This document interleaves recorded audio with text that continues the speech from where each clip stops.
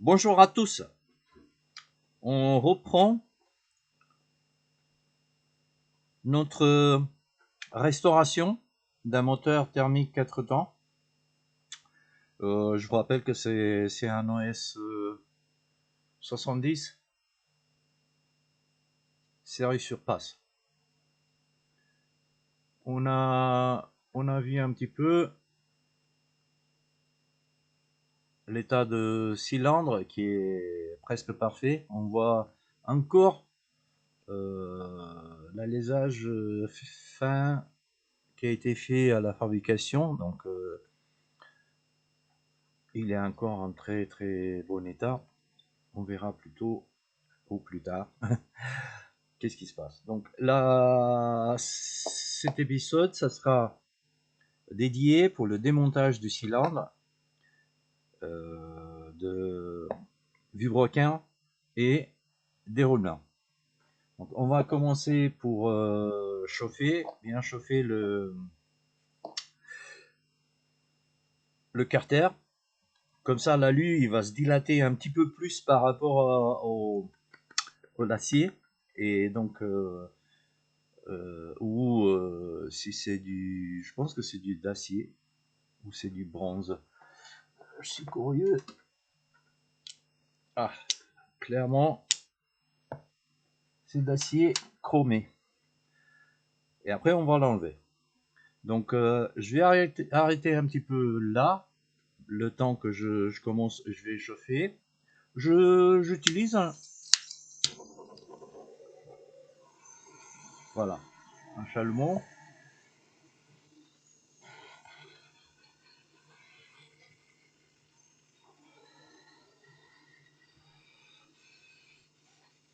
Ah, ça y est.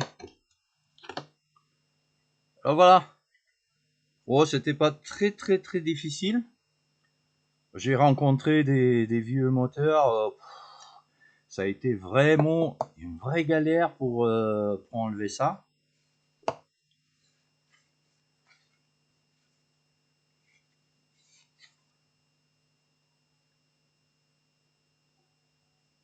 Regardez l'état.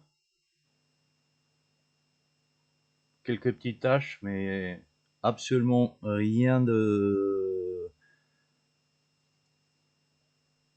Parce que ces taches, ça veut dire qu'il est resté dans cette position longtemps. Donc c'est possible que, je ne sais pas si vous le voyez,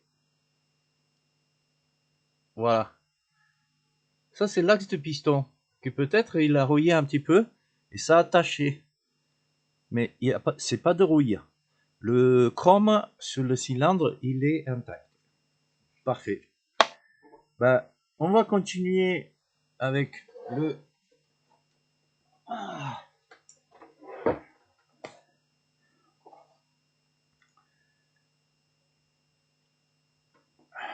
plus délicat. Ça veut dire enlever l'axe du piston. Et pour ça, au début, j'ai un petite astuce. On va essayer doucement. On va réchauffer aussi ici. Et en même temps, on va essayer de mettre une petite vis dans le capuchon en téflon de l'axe.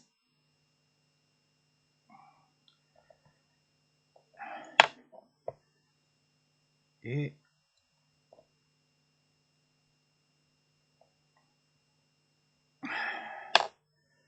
si on a de la chance, on verra. On va bien chauffer le piston et la bielle.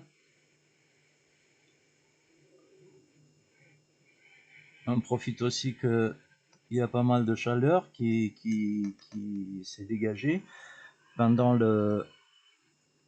la première étape du cylindre. Pour le cylindre, parfois, il faut taper. Et pour taper, ce que j'utilise, c'est un morceau d'alu mou, que on le fait introduire ici sur le cylindre, on tape et comme ça on va pas déformer la base du cylindre, c'est le alu qui va se déformer. Et pardon. Et c'est bon. Ici, il n'y a pas d'autre secret. La chaleur, la patience, surtout la patience.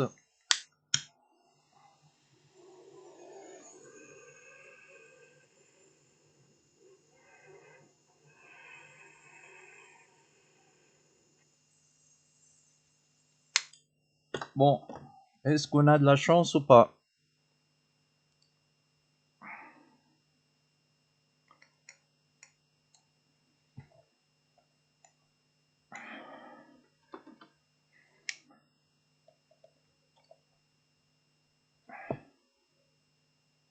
Non. Encore un peu. On va réessayer. Au moins, on sort le petit capuchon de téflon.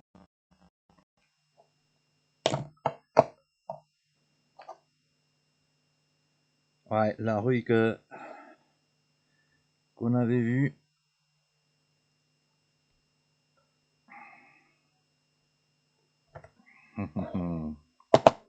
Allez, s'il te plaît.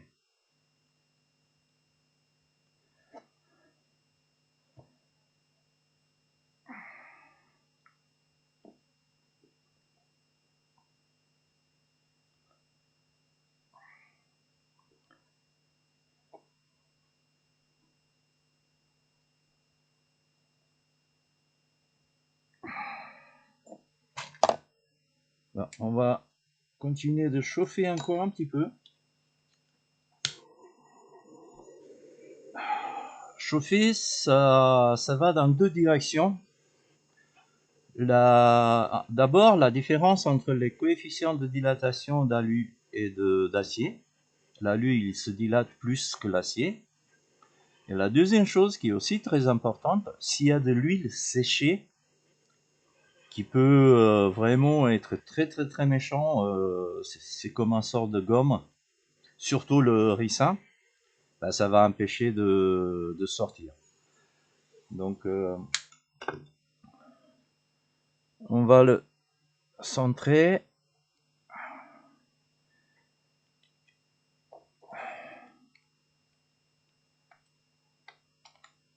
Et voilà, voilà. Oh là, victoire. Ouais, ça se voit un peu de... Et surtout ici,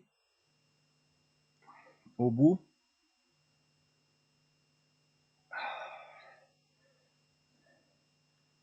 il y a des taches.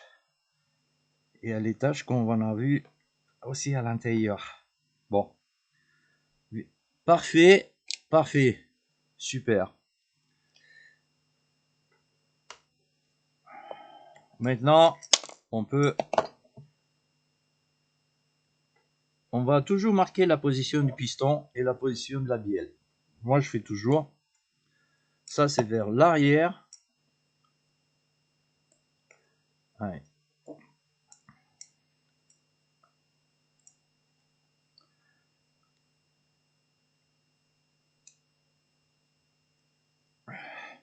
Et lui, il était comme ça.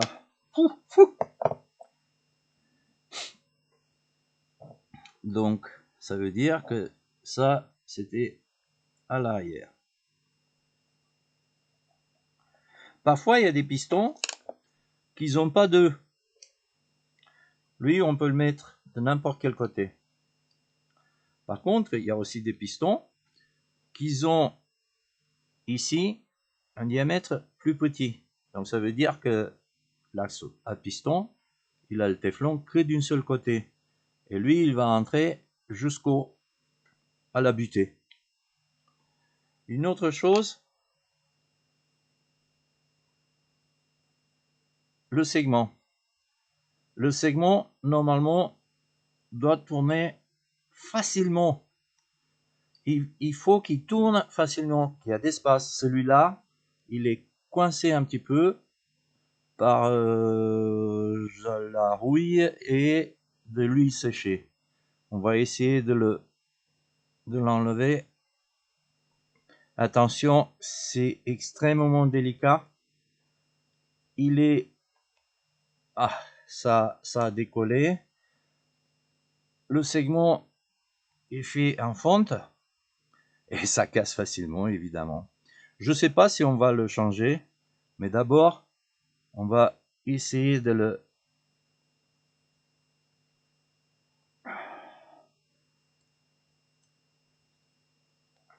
Voilà. Et maintenant, la façon de vérifier, c'est le jeu ici. Dans le cylindre, on va mesurer le jeu. Pour un segment tout neuf, c'est entre 0,1 et 0,2 en fonction de la taille du cylindre. Là, bah, celui-là, il est vraiment très bon. Une fois nettoyé, qu'il puisse bouger tranquillement.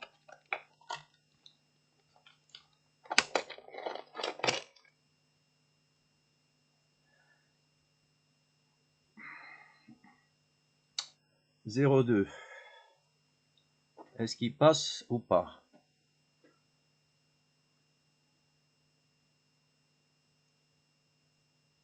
Il passe pas. Bah oui, il passe à la limite. Oui. Donc, le piston, il a 0,2.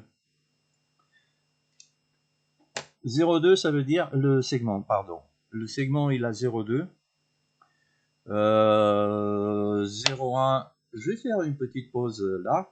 J'ai un segment nouveau. On va mesurer celui-là. Voilà, c'est un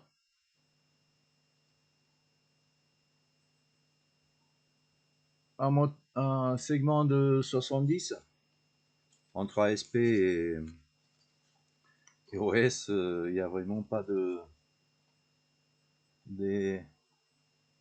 Ils sont copie-collés. Et ce qui est vraiment impressionnant, c'est que les ASP, bon, ce segment, il est de fabrication anglaise. Donc, celui-là, il est avec 0,2.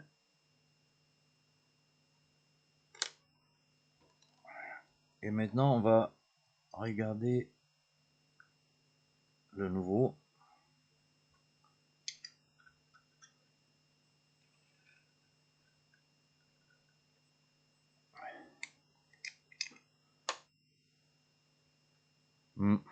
Même en dessous de 0,1. Bon, c'est un nouveau segment. Le moteur, on sait bien qu'il a fonctionné. On va regarder le 0,1 s'il passe. 0,1. Il y a toujours besoin d'un tout petit jeu. T'es où, là?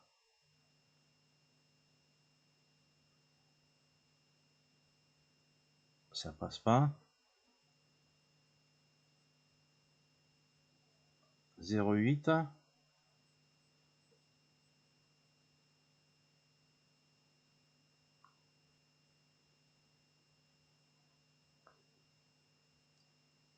C'est 0,8, 0,8, 0,9.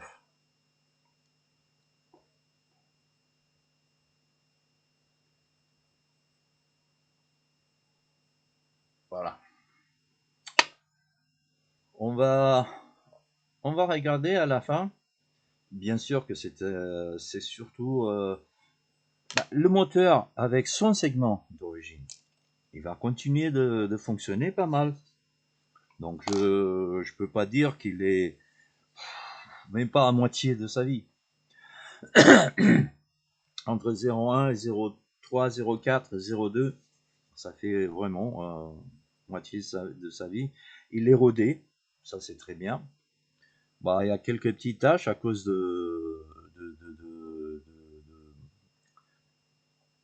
du temps qui n'a pas tourné. Mais on le verra ça à la fin. Et par exemple, j'aurais besoin de votre opinion. Qu'est-ce que vous pensez? Qu'est-ce que vous souhaiterez? Est-ce que vous souhaiterez un moteur avec un cylindre parfait et un nouveau segment, ou mais qu'il faudra roder soigneusement, ou un moteur qui va fonctionner super bien, pas de rodage nécessaire, et j'attends vos opinions. Maintenant, c'est le moment d'enlever la bielle. Pour la bielle, normalement ce côté est chanfreiné, ce côté normalement non. Dans ce cas, ils sont les deux chanfreinés. C'est pas grave. Nous, on a bien noté la position. Il nous reste un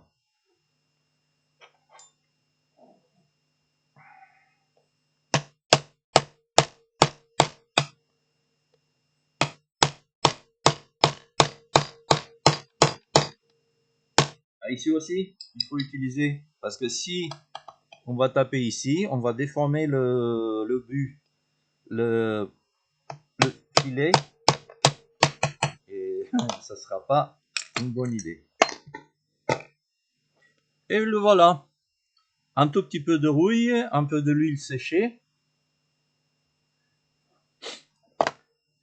Les roulements, normalement, c'est pas mal. Il n'y a pas beaucoup de bruit. On aurait pu les laisser. Mais on voit des taches de rouille. Donc ça veut dire que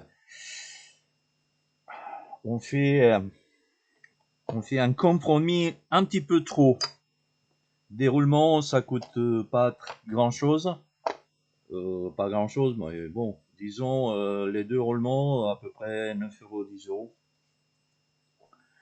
Donc ça sera mieux qu'on enlève et qu'on met des nouveaux roulements comme il faut.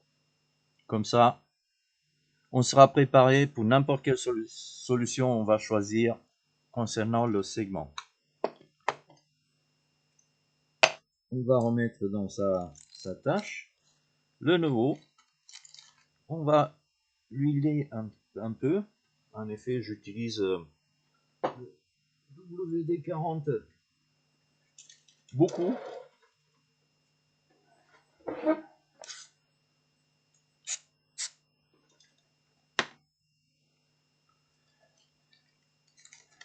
Pour l'axe à piston, je l'ai laissé, je l'ai laissé avec de WD-40 pendant 1 ou 2 jours, et ça a payé. Comme vous avez vu, on a eu vraiment la chance de s'en sortir bien. Parfois, c'est sortir là, c'est une telle galère que vous pouvez pas imaginer. Ce que j'ai fait, moi, je me suis fait un sort de petit outil comme astuce que je peux vous conseiller.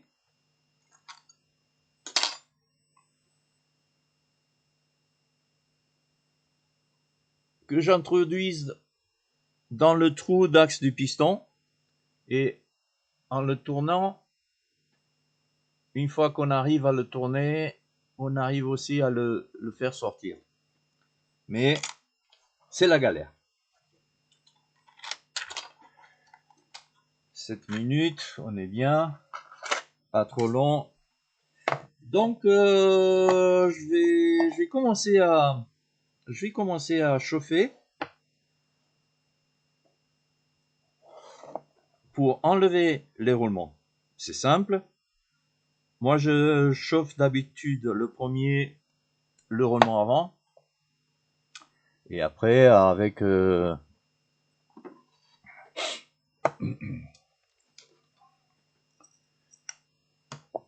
tournevis où on tape un peu dans les deux côtés pour l'enlever. Et une fois qu'on a enlevé celui-là, on fait la même chose avec le roulement arrière. Je vais chauffer, je vais préparer tout. Et une fois, on va essayer de faire ça ensemble. À tout de suite. Allez. On va finir.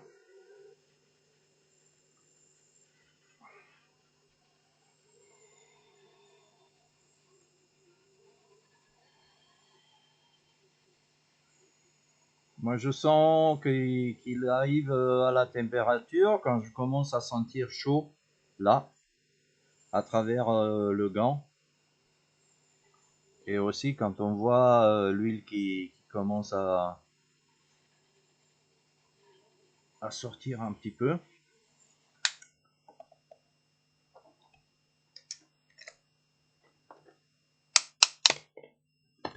Simple. C'est mieux de le faire avec un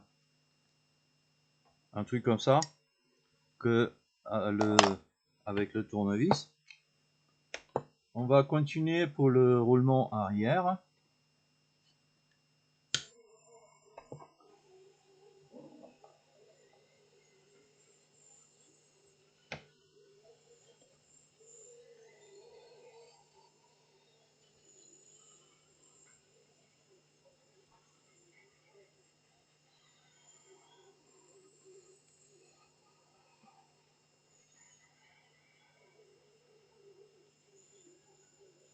Parfois, ça suffit de seulement taper.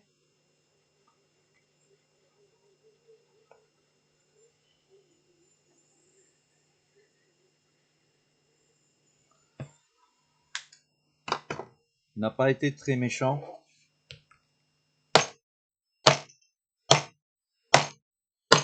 Si on n'arrive pas, on va le faire avec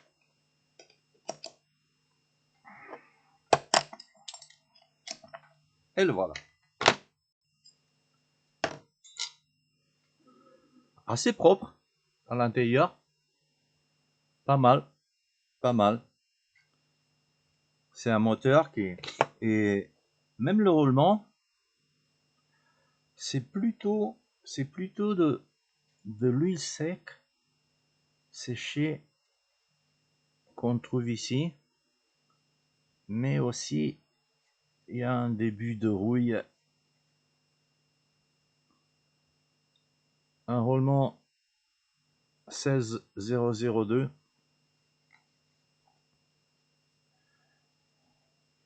Bon, on va pas faire plus aujourd'hui. C'est déjà ce que je me suis proposé de faire. Moi, les roulements sont dans un état acceptable, mais pour une révision, une restauration comme ça, pardon, ça sera mieux de mettre des nouveaux roulements.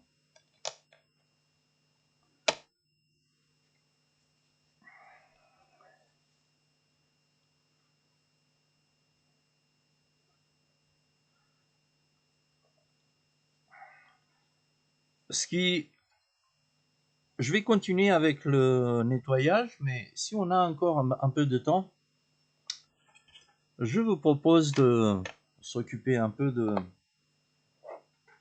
des soupapes. Bon, ce truc que j'aime pas, c'est la première fois que je trouve ça, c'est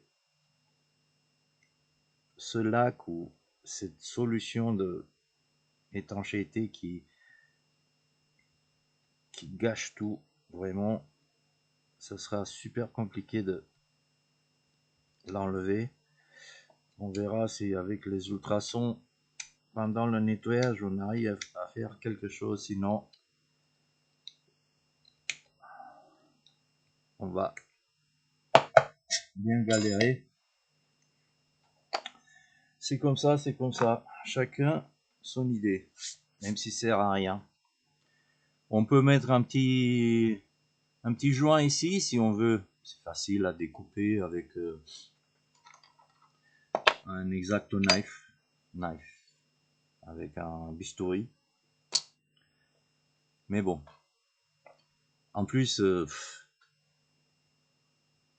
d'habitude, les surfaces sont tellement bien faites que on n'a pas de l'huile qui sort, il n'y a pas de pression, il n'y a rien. Donc vraiment, même le fabricant il met plus des joints ici, même au niveau de couvercle Carter, même au niveau de couvercle Axacam. Mais bon. Bon, la dernière chose c'est de... Ouais, maintenant on voit bien les dépôts de carbone. Pas mal de l'huile de ricin qui avec dans le carburant que l'ancien propriétaire a utilisé.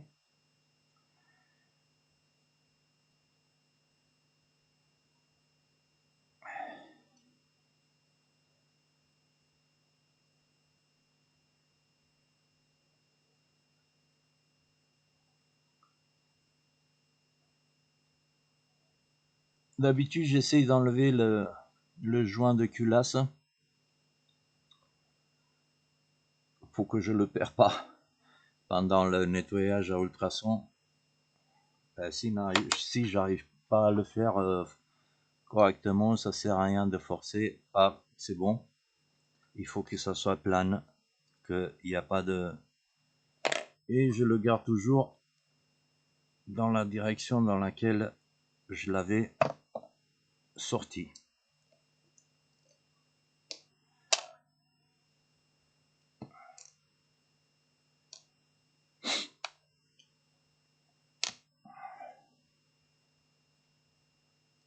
Comme ça, quand il reprendra à sa place, ça sera bien.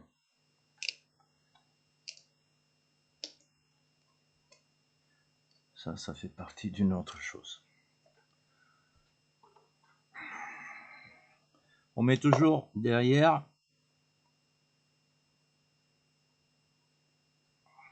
pour bloquer les soupapes.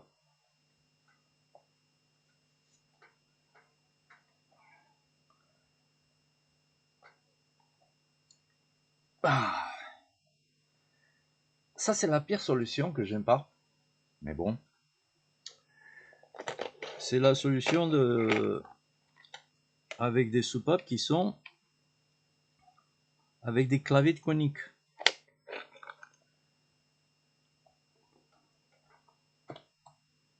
Ah. On va essayer de débloquer.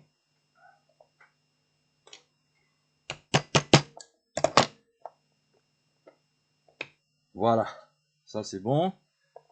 L'autre,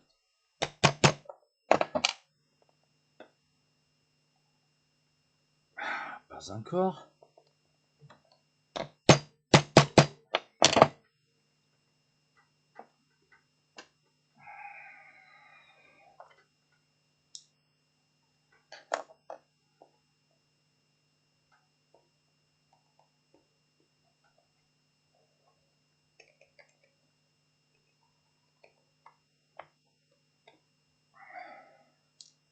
Une.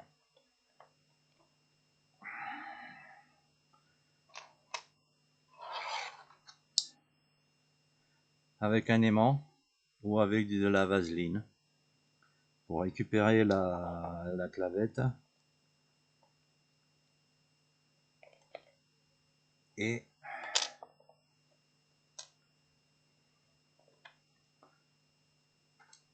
c'est bon. Ah, tu veux pas?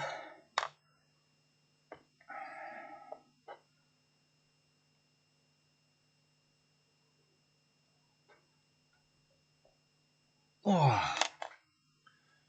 oh là là.